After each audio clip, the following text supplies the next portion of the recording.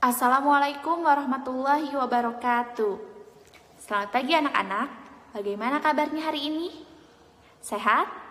Alhamdulillah, mudah-mudahan kita semua selalu dalam keadaan sehat walafiat. Amin ya robbal alamin. Bertemu lagi dengan Ibu Nurma Isnaini masih dalam mata pelajaran Ilmu Pengetahuan Sosial. Tidak bosan, Ibu akan selalu mengingatkan kalian agar tetap menjaga pola hidup sehat dan juga menerapkan protokol kesehatan. Mencuci tangan sebelum dan sesudah melakukan aktivitas, serta menggunakan masker ketika akan berpergian keluar rumah. Baiklah, seperti biasa sebelum memulai pembelajaran pada hari ini, alangkah lebih baiknya kita berdoa terlebih dahulu. Berdoa dimulai.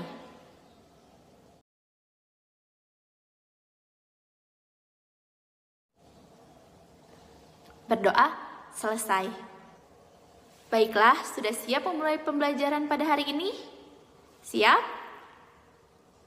Baiklah, tentunya harus lebih semangat ya dari pertemuan-pertemuan sebelumnya. Pada pertemuan hari ini, Ibu akan menjelaskan materi mengenai masyarakat Indonesia pada masa Hindu-Buddha. Yuk langsung saja kita simak penjelasan berikut ini. Sebelum Ibu menjelaskan mengenai materi pada hari ini, Ibu akan menjelaskan terlebih dahulu tujuan pembelajaran pada pertemuan hari ini. Tujuan yang pertama, peserta didik dapat memahami proses masuknya agama Hindu-Buddha ke Indonesia. Kedua, dapat memahami pengaruh Hindu-Buddha terhadap masyarakat Indonesia. Ajaran agama Hindu berpedoman pada kitab Weda yang ditulis dalam bahasa Sanskerta. Ajaran agama Hindu bersifat politisme atau memuja banyak dewa. Salah satu dewa yang dipuja adalah Brahmana. Terdapat 4 golongan pada masyarakat Hindu atau yang disebut dengan kasta.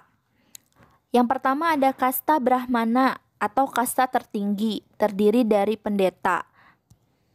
Selanjutnya ada kasta kesatria yang terdiri dari raja-raja dan bangsawan. Kemudian ada kasta waisa yang terdiri dari para pekerja seperti pegawai, petani. Dan yang terakhir ada kasta sudra, terdiri dari budak dan tawanan perang. Agama Buddha diajarkan pertama kali oleh Siddhartha Gautama atau Buddha Gautama. Ajaran agama Buddha bersumber pada kitab Tripitaka atau 3 keranjang yang ditulis dalam bahasa Pali. Agama Buddha percaya adanya hukum karma atau reinkarnasi, kelahiran kembali. Agama Buddha bersifat monoteisme, menyembah satu Tuhan yaitu Sang Buddha. Masyarakat Buddha tidak mengenal adanya kasta. Terdapat beberapa teori mengenai masuknya kebudayaan Hindu-Buddha ke Indonesia. Teori yang pertama adalah teori Waisa yang dikemukakan oleh N.G. Krom. Beliau menyebutkan bahwa proses masuknya kebudayaan Hindu-Buddha dibawa oleh para pedagang India. Para pedagang India yang berdagang di Indonesia menyesuaikan dengan angin musim.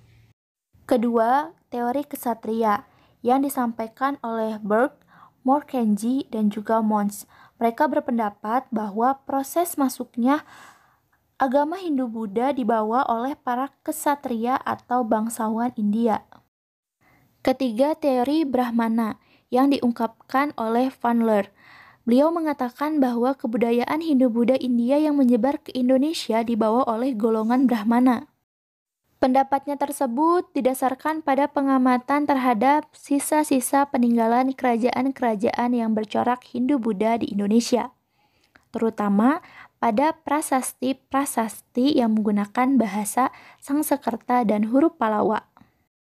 Teori yang terakhir adalah teori arus balik yang disampaikan oleh Bose.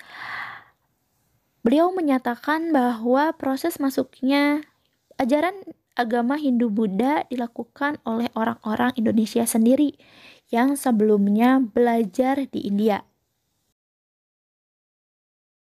Pengaruh Hindu-Buddha di Indonesia pada bidang pemerintahan, bisa dilihat dari adanya perubahan pemilihan seorang pemimpin.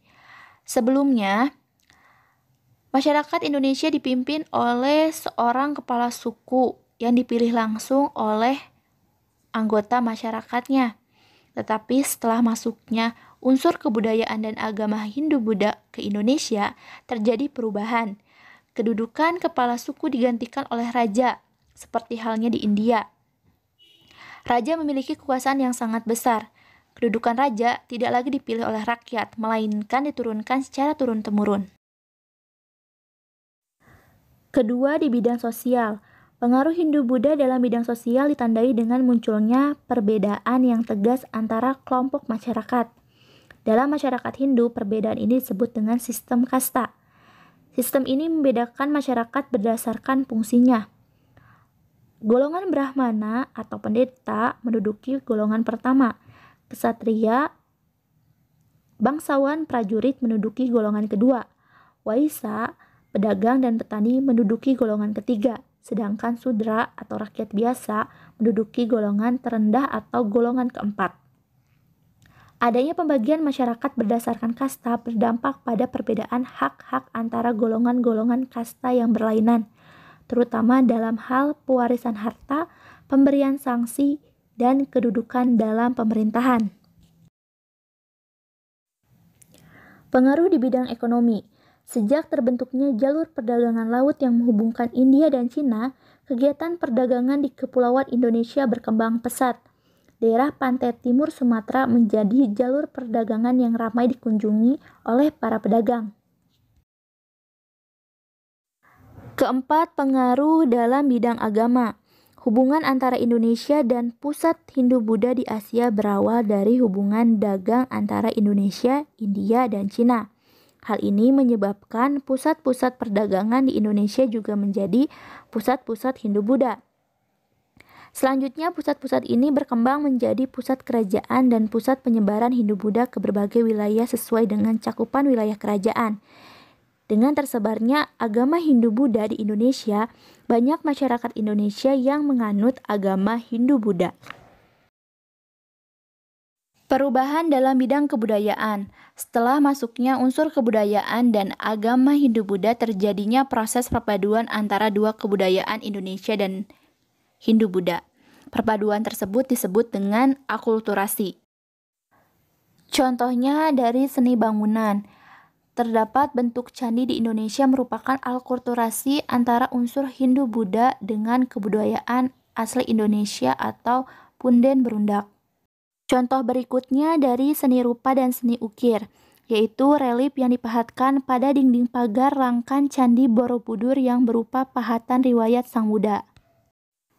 Kemudian contoh dari sastra dan aksara, yaitu isi dan cerita dalam pertunjukan wayang yang berasal dari India, yaitu cerita yang bersumber dari Mahabharata dan Ramayana.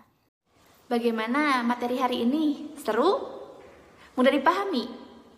Alhamdulillah jika mudah dipahami. Untuk mengetahui sejauh mana kalian memahami dan juga menyimak apa yang telah Ibu sampaikan, Ibu seperti biasa akan memberikan satu soal yang tentunya harus kalian jawab ya.